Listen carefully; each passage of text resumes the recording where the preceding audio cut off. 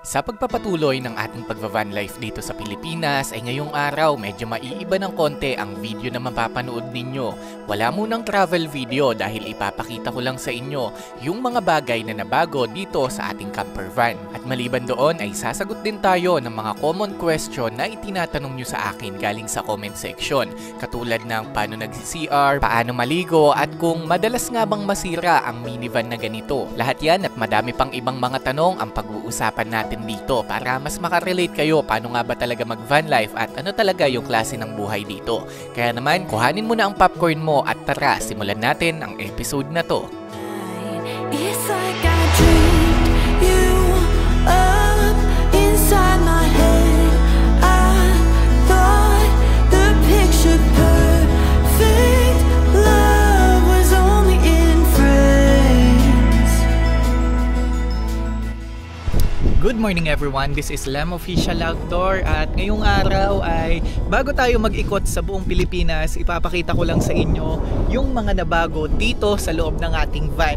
Papakita ko sa inyo yung mga dinagdag natin sa setup, yung interior at mga appliances na dinagdag natin para mas mabuhay tayo ng mas maluwag sa loob ng van. At isang bagay pa, habang ginagawa natin yung video na to, isasama na din natin na sagutin yung mga most common question na itinatanong nyo sa akin. Katulad ng paano ako nagsi-CR, madalas ba masira yung van at magkano yung nagagastos ko kapag tumitira ako sa loob nito. Lahat yan ay pag-uusapan natin sa video ito. Okay, unang-unang bagay na mapapansin nyo dito ay itong ating portable TV.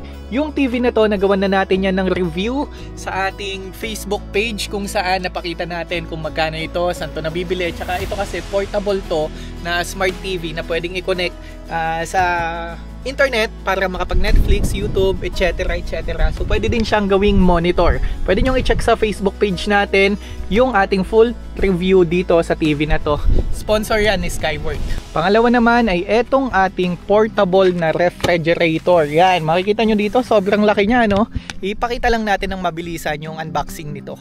Ganito yung itsura ng parcel nung dumating sa akin. Medyo nagulat ako kasi medyo malaki. 45 liters kasi ito. And take note, hindi po ito sponsor. Binili ko to sa halagang 18,000 pesos. Naiko-connect din ito sa app para ma-monitor ang battery at kung ano-ano pang settings. Napakaganda pang van life talaga. Ang gusto ko din kasi sa portable na ref na to, double door siya. So pwede mong gawing freezer yung isang side tapos yung isa naman chiller, lagay ng mga beverage or mga gulay-gulay. Sa pangmaganda sa ref na to ay pwede siyang patakbuhin ng 12 volts na cigarette charger, tapos pwede mo din siyang patakbuhin sa AC, tapos may backup battery ka pa na tumatagal ng 4 hanggang 6 na oras kung sakaling malulobat talaga lahat ng setup mo or power station mo. Regarding naman po sa ating power station or kuryente dito sa loob ng ating van ay ito yung power station na meron ako ngayon.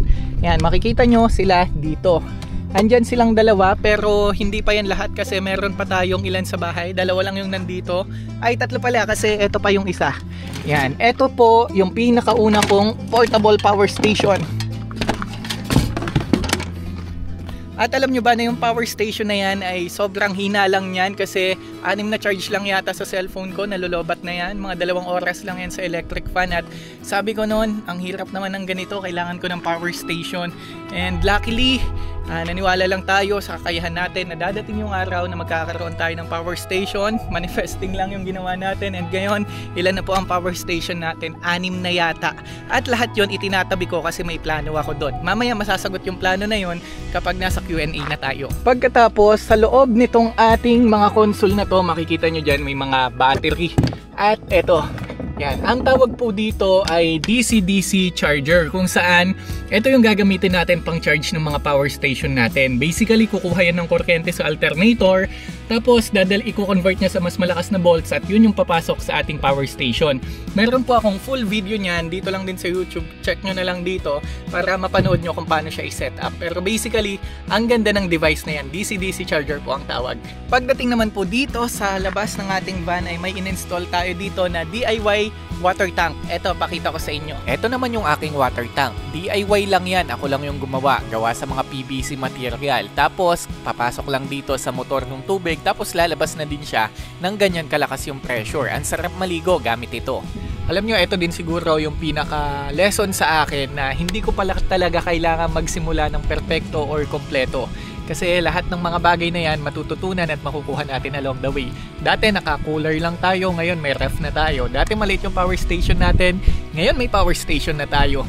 Pagkatapos dati wala tayong naliliguan, ngayon may water tank na tayo. 'Di ba? Ang sarap sa feeling. But anyway, punta na tayo sa Q&A at yun, magtitimpla lang muna ako ng mainit na kape. Okay, susunod naman po nating pag-uusapan yung mga most common question na galing sa inyo. Pero bago yon, gagawa lang ako ng mainit na kape. Pakita ko sa inyo kung paano. Mabilisan lang. Wait lang, ubos na pala yung coffee beans ko. Siguro hot chocolate na lang yung gawin natin.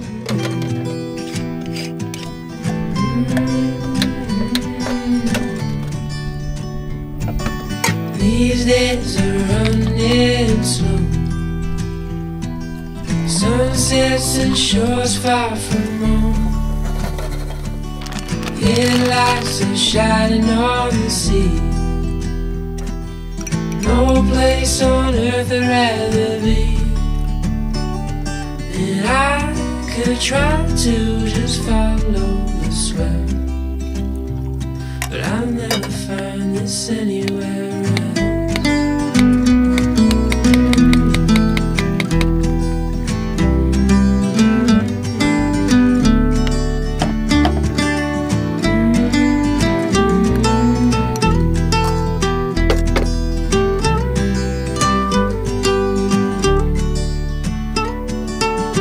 To all those places on the wall,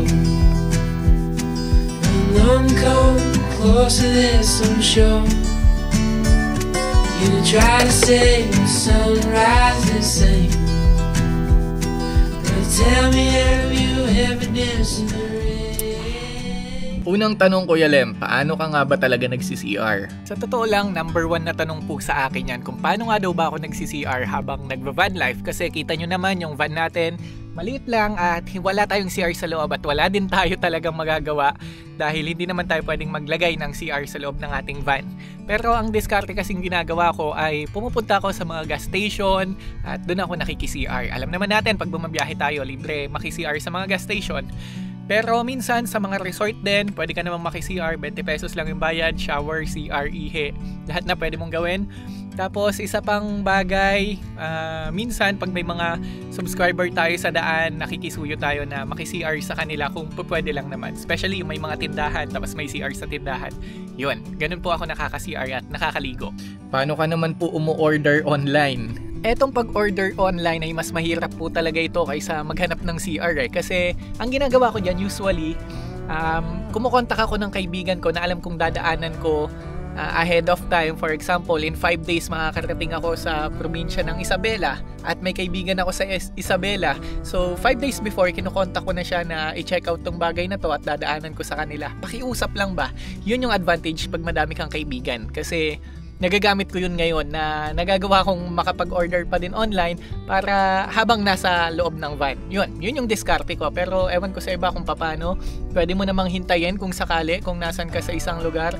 Pwede mong ipapadala yun sa address ng barangay hall, tapos abangan mo dun sa barangay hall. Pwede po yun kung sakali lang naman. Kuya Lem, eto medyo mahalagang tanong. Bakit ka nag-decide na minivan ang gamitin mo pang van life? Minivan po yung napili ko kasi para sa akin, ito yung pinaka-practical na option para sa budget na meron ako.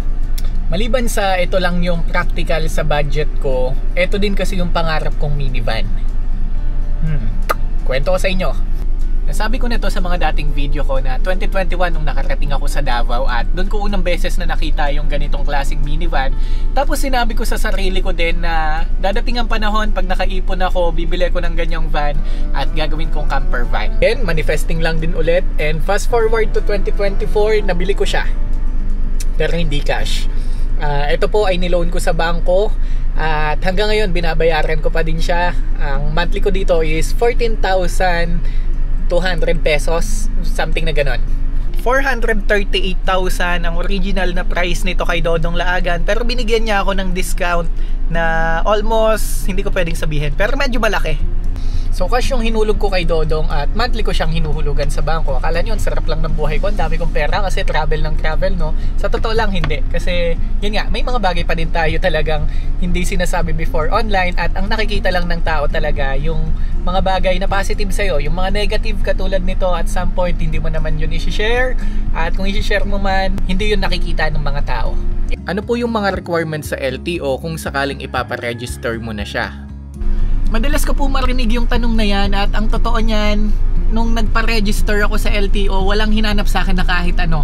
Papel lang, syempre, yun, tapos mga requirements katulad ng emission, pero the rest, hindi naman nila i-check yung loob ng sasakyan mo kung na-convert ba to na ganito. At yun yung sagot ko kasi sa experience ko na nagpa-register last 4 months ago, ay walang hinanap sa akin na kahit ano na kakaiba. Kumbaga, the same lang yung process sa ibang sasakyan at sa sasakyan na to. Bago lang tayo magpatuloy, naka-aircon pala ako dito sa van, kaya yung medyo ingay na nadidinig nyo galing yun sa aircon. Kasi ang dami ng tao dito sa secret spot ko at maingay na sila sa labas at di naman natin sila pwedeng paalisin, syempre, diba? Kaya dito na lang tayo sa loob ng video. Kuya Lem, madami kong nababasang ganitong comment na natutulog ka daw ba nang nakasara lahat ng pintuan mo sa van? Okay, sa tanong naman na yan, ang sagot ko dyan ay yes and no. Yes, natutulog ako sa loob ng van nang nakasara lahat ng pinto. Pero may exhaust fan akong ginagamit at nakabukas ng konting-konti yung bintana ko para may airflow tayo. Tapos minsan naman kapag nasa private land ako or campsite or basta safe ako, feeling safe ako, nasa tabing dagat or ilog, nagbubukas ako ng pinto. Nakabukas po itong pinto na to sa likuran habang natutulog ako. So yeah, depende yan sa sitwasyon, kung anong sitwasyon yung maabutan natin sa daan. Kung sa kalsada tayo, mostly nakasara yan. Magkano naman po yung nagastos nyo sa conversion ng inyong van? Yung gastos po sa conversion, lahat-lahat ng nakikita nyo dito sa loob ng minivan ay umabot lang siya ng 30,000 pesos. Parang wala pa nga, mga 28 lang. Kasama na dyan yung mga material, yung mga kahoy, mga ilaw, lahat ng mga nakikita nyo dito. Maliban lang, kasama na din to ang mga kortina tsaka yung mga foam natin. Ang maliban lang dyan, power station. Kasi power station talaga yung pinakamahal na bibilin mo. Or electrical system, battery system, solar system, kung anong gusto nyong itawag, yun yung pinakamahal na pwede nyong magastos dito sa minivan. Syempre maliban sa sasakyan. Sirain po ba yung minivan? Totoo po ba yun o chismis lang? Sirain? Tingin ko chismis lang yun. Kahit anong sasakyan naman kasi po ay pwedeng masira at pwedeng magkaroon ng problema. Kahit brand new pa yan, hindi mo masasabing 100% na okay yan. So what if pa kaya yung mga ganitong minivan na surplus siyang ginawa at dinala dito sa Pilipinas tapos nire-assemble. Pero kung magiging sirain man ng minivan, tingin ko depende yon sa builder mo. Kasi yung builder ko sobrang bait ni Dodong at maganda yung service na binibigay niya sa akin. So sa akin, isang beses pa lang naman ako nasiraan sa ano pa lang yon, sa Isabela, na putukan po tayo ng fuel pump. Kung di nyo pa napanood yan, pwede nyo namang mapanood dito sa ating YouTube channel. At sa tanong naman na sirain ba, may mga minor issue akong naramdaman dito, katulad ng naging grounded pero nagawa naman namin yun ng maayos. Tapos ano pa ba? Halos wala akong maalala kasi mga minor lang naman yung mga yon at kayang-kaya kong ayusin or kayang-kaya namin ayusin ng kuya ko. Kaya sa tanong na sirain, para sa akin hindi naman, kasi minsan pa lang akong nasiraan at normal yung nasira na yon. So yeah, update ko kayo kung sakali mang may masisira pa sa van natin at the moment. Kuya Lem, ito personal question. Ilang beses ka na po nakaikot sa Pilipinas? Ikot sa Pilipinas? Nakailan na ba ako? I think 3 na po. 3 ikot na ako sa Pilipinas and alam nyo yung bagay na ang sarap kasing gawin ng pag-ikot sa Pilipinas. Nakakaikot ka, nakakapagbiyahe ka, nakikita mo yung mga lugar na hindi mo pa napuntahan at yung pinaka take out mo talaga doon, yung mga kaibigan na makikilala mo along the way. Tapos isama mo pa yung mga memories na gagawin nyo or gagawin mo kahit mag-isa.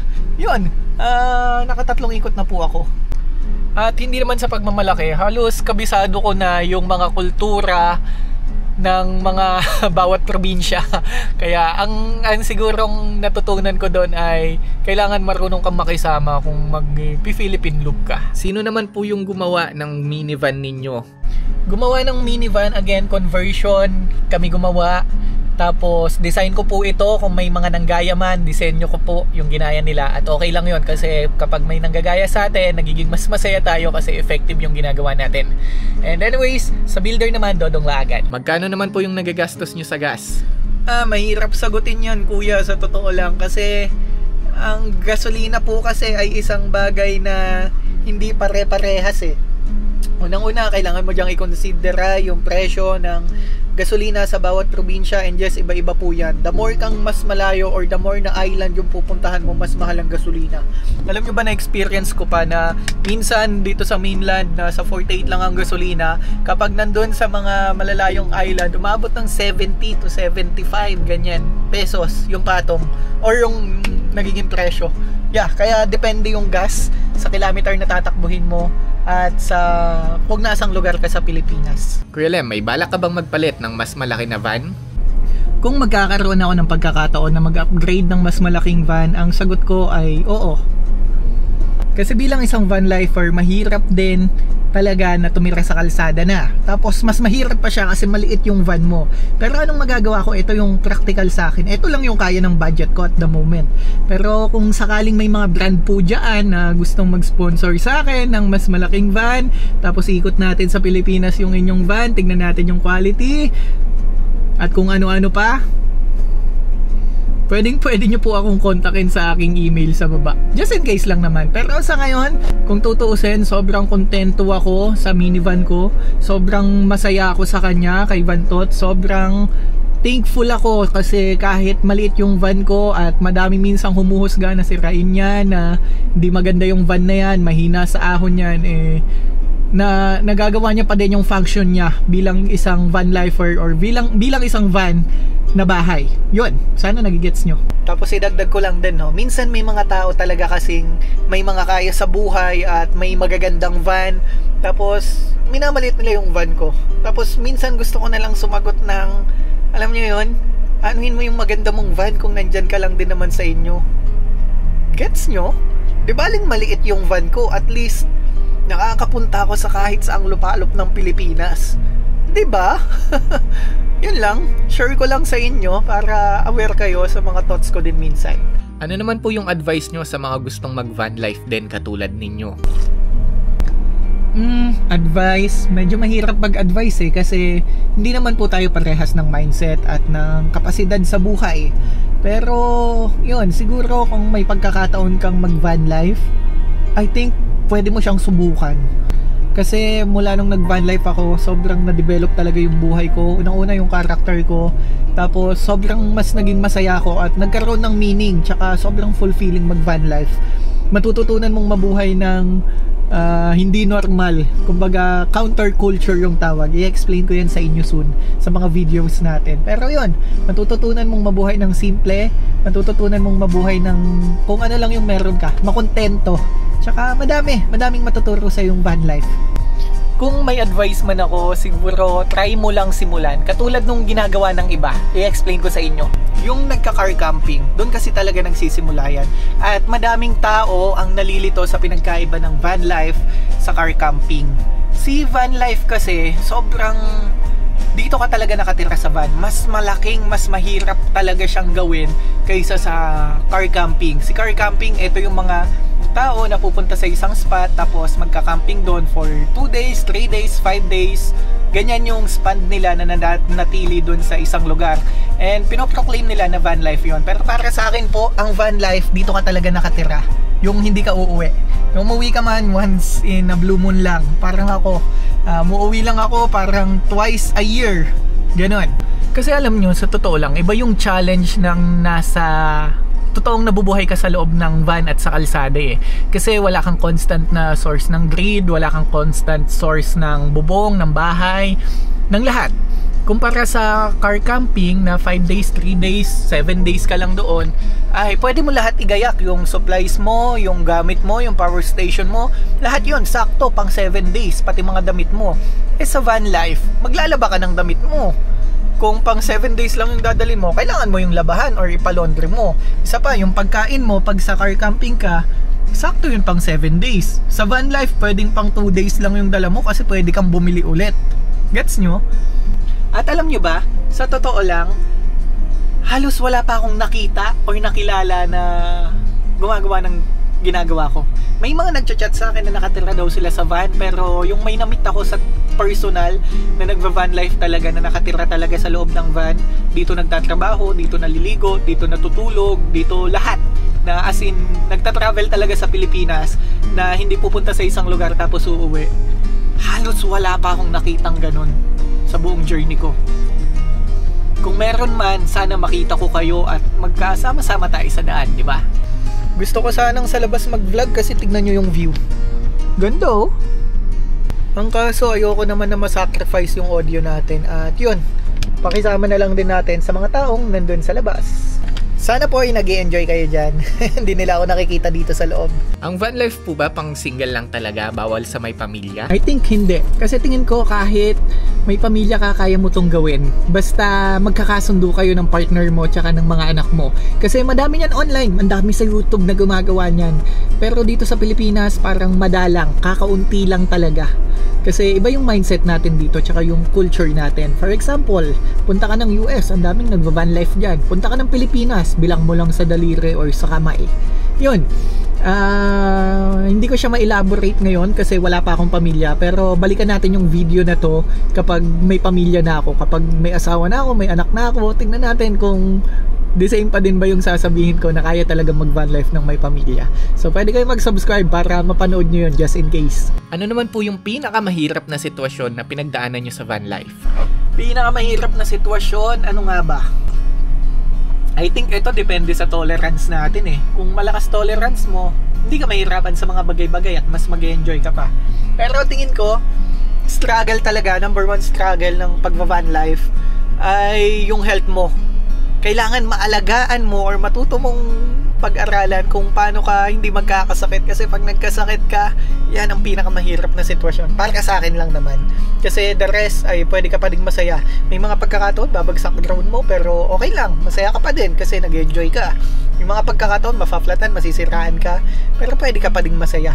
Pero kapag ka yung health mo kasi ang nagkaroon ng problema, yun, katapusan na ng van life journey mo. Ano-ano naman po yung mga dapat at hindi dapat gawin ng isang taong nagva-van life? Ayan, hindi specific yung sagot ko pero may 3 bagay akong i-advise sa inyo just in case mag-iikot kayo sa Pilipinas. Never talk about these 3 things. Ano yung mga bagay na yon? Eto sila. Number 1, don't talk about politics. Number 2, don't talk about culture. And number 3, don't talk about religion. Or wag ka na lang kukontra sa kahit anong sabihin nila sa 3 bagay na yan. Kasi pwedeng malagay ka sa alanganin just in case na kukontrahin mo sila sa mga pinaniniwalaan nila. Or yung mga taong makakasama mo. Or yun, makakasalamuha mo. Just in case na may tanungin sila sa yung ganito, ganyan, at pasok sa 3 bagay na yan, mag-agree ka na lang sa kanila. Kasi hindi yun ikakababa ng pagkatao mo, kundi para rin sa kaligtasan mo. Last question na, Kuya Lem, ano naman po yung trabaho ninyo at saan kayo kumukuha ng source of income? I am currently working as a virtual assistant po at dun yung main source of income ko. At ang mostly ginagawa ko ay product listing sa Amazon. And yung other naman, yung isang bagay naman na ginagawa ko pa ay nag-e-edit din ako ng mga picture and video para sa mga kliyente ko. Kaya minsan mapapansin nyo ang tagal kong walang upload, 3 months, 4 months. Ibig sabihin may tinatapos ako na medyo malaki-laking project na kailangan kong matapos. Or minsan nagfo-focus lang talaga ako sa trabaho para ma-sustain natin yung ganitong buhay. Ang kagandahan lang kasi kapag nag-VA ka ay remotely yung trabaho mo. Kahit nasan ka sa Pilipinas, basta may internet ka, pwede ka makapagtrabaho. At nasa sayo din kung anong oras ka papasok or gagawin yung trabahong meron ka. Pero alam nyo na hindi din po ganun ka-stable ang ganitong klaseng trabaho. Kasi minsan ay abutin ka ng 2 linggo bago magkaroon ng bagong kliyente. Minsan 3 linggo pa. Pero at the end of the day, masaya ako sa trabaho ko kasi nagagawa ko yung mga bagay. Okay, huling tanong at huling sagot ko na din siguro ito. Kung may mga tao man na curious kung muuwi pa ako sa bahay, ang sagot po ay oo. Katulad ngayon, nasa bahay ako at nandito na ako for 2 weeks at siguro mga 3 days pa alis na tayo. Punta na tayo ng Visayas and Mindanao. And umuwi ako dito paminsan-minsan, dinadalaw ko ang pamilya. Tapos ngayon kasi may ginagayak ako na mga gamit. Makita nyo dyan, yung van natin punong-puno. Kasi papunta tayo ng Visayas at Mindanao at mahirap naman na hindi tayo prepare. Kailangan may gayak lahat ng mga gamit na dapat nating dalhin. Ma-consider lahat ng mga bagay na posibleng mangyari. Kaya double check pati na din yung engine nitong si Vantot. Chinek up natin, maintenance. Kailangan sa van life yan. At ano pa ba? Wala akong masyadong masabi kasi itong van natin na to, hindi naman talaga siya madalas masira based sa experience ko. At kung sakaling may mga kailangan man tayong palitan, siguro hindi ko na yun papakita sa inyo. Ipapaalam ko na lang kung may mga masisira along the way. Pero as of now, ang plano ko sana ay magstay lang dito. Plano kong may mga gawin akong bagay dito sa loob ng bahay, van natin. Pero in 3 days kasi aalis na tayo, kaya ewan ko, bahala na din. Excited na din kasi kung pumunta ng Visayas at Mindanao. So magdasal tayo na sana maging safety tayo sa daan. At magdasal tayo na hindi tayo abutan ng malalakas na bagyo, especially kapag tatawid tayo ng mga roro. Tsaka sana magkasya yung budget na inilalaan ko. Ay, alam nyo bang sobrang gastos mag van life kung Visayas at Mindanao ka, kasi abutin ka dyan ng mga, basta ang mahal kasi ng tawid sa roro. And wala din naman yatang shipping lane na willing mag-sponsor ng mga ganitong klaseng ginagawa. At ayoko din namang iasa syempre sa iba, kasi passion ko to, gusto ko tong ginagawa ko. Kaya at the end of the day, masaya naman ako sa ginagawa ko eh. Iniisip ko na lang na ito yung bayad, yung ginagastos ko, yung bayad sa mga lugar na ginagawa ko. Ano daw? Yung ginagastos ko sa pagba-van life, ito yung parang binibili ko na lang yung mga memories na binibili ko yung mga memories na ginagawa ko. Yun. At kung may mga tanong pa kayo sa ating pagba-van life dito sa Pilipinas, pwede nyong ilagay dyan sa comment section. Malay nyo, gumawa tayo ng part 2 nito. At just in case man na nabitin kayo dito, pwede nating dugtungan. Anyways, yun lang yung update natin. Yun na gusto ko, at nakaka-travel ako sa Pilipinas. At gusto ko lang magpasalamat sa inyong panunood. I hope hindi kayo magsawang sumuporta sa atin, sa ating ginagawa. At I hope safety kayong lahat dyan. I hope hindi tayo bagyuhin at hindi kayo binabagyo dyan. At sana lang magkita-kita tayo sa daan. Yun, this is Lam Official Outdoor at salamat po sa inyong panonood. See you next time at mag-enjoy at mag-ingat kayong lahat. Bye-bye!